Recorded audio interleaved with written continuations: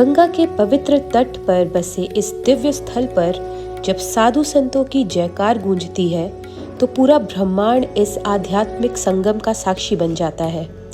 यह सिर्फ एक मेला नहीं बल्कि मानव सभ्यता का सबसे प्राचीन और भव्य आयोजन है।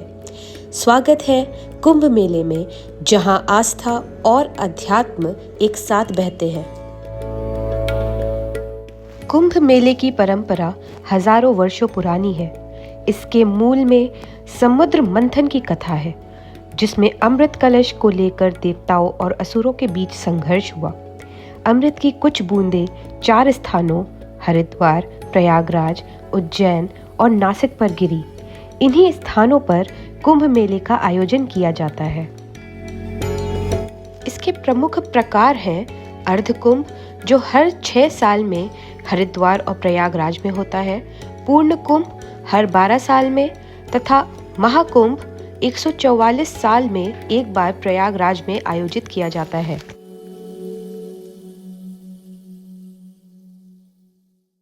कुंभ मेले की सबसे रोचक बात नागा साधुओं की शोभा यात्रा और अमृत स्नान होता है।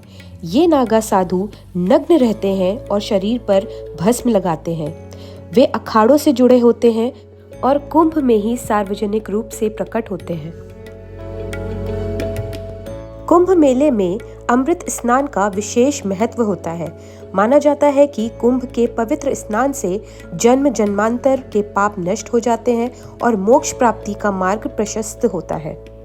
प्रमुख स्नान की तिथियां हिंदू पंचांग के अनुसार तय होती हैं। इन प्रमुख स्नानों की तिथियां इस प्रकार हैं। मकर संक्रांति पहला अमृत स्नान, इस दिन गंगा स्नान से पूर्ण लाभ होता है। मौनी अमावस्या मुख्य अमृत स्नान, सबसे महत्वपूर्ण दिन जब संतों और अखाड़ों का स्नान होता है। बसंत पंचमी विद्या, ज्ञान और आध्यात्मिकता का प्रतीक। माघी पूर्णिमा, यह दिन स्नान के साथ दान और यज्ञ के लिए शुभ माना जाता है। तथा महाशिवरात्रि भगवान शिव की आराधना का विशेष दिन।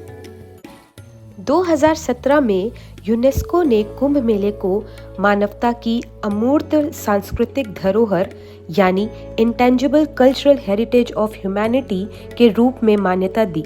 महाकुंभ 2025 ने भारतीय अर्थव्यवस्था में महत्वपूर्ण योगदान दिया है। इस आयोजन से लगभग 3 लाख करोड़ का व्यापार हुआ, जिससे स्थानीय और राष्ट्रीय अर्थव्यवस्था को बढ़ावा मिला। उत्तर प्रदेश सरकार को कर, किराया और अन्य शुल्कों के माध्यम से लगभग 25,000 करोड़ का राजस्व प्राप्त हुआ। लगभग 6 लाख से अधिक अस्थायी नौकरियां सृजित हुईं, जिसमें सुरक्षा, सफाई, परिवहन और स्वास्थ्य सेवाएं शामिल हैं। दूध विक्रेता, फूल विक्रेता, नाविक, टैक्सी चालक और अन्य छोटे व्यापारियों ने इस अवधि में अपने आय में वृद्धि देखी। देश विदेश से आए श्रद्धालुओं ने भारतीय संस्कृति, कला और परंपराओं का अनुभव किया, जिससे सांस्कृतिक आदान प्रदान को बढ़ावा मिला। स्नान के लिए गंगा जल की स्वच्छता सुनिश्चित करने हेतु विशेष सफाई अभियान चलाए गए तथा मेले को प्लास्टिक मुक्त बनाने के लिए जागरूकता अभियान और सख्त नियम लागू किए गए। महाकुंभ 2025 ने धार्मिक और आध्यात्मिक महत्व के साथ साथ आर्थिक, सामाजिक और सांस्कृतिक क्षेत्रों में भी गहरा प्रभाव डाला है। इसी के साथ अब मैं आपसे आज्ञा लेती हूँ। जय गंगे, हर हर महादेव।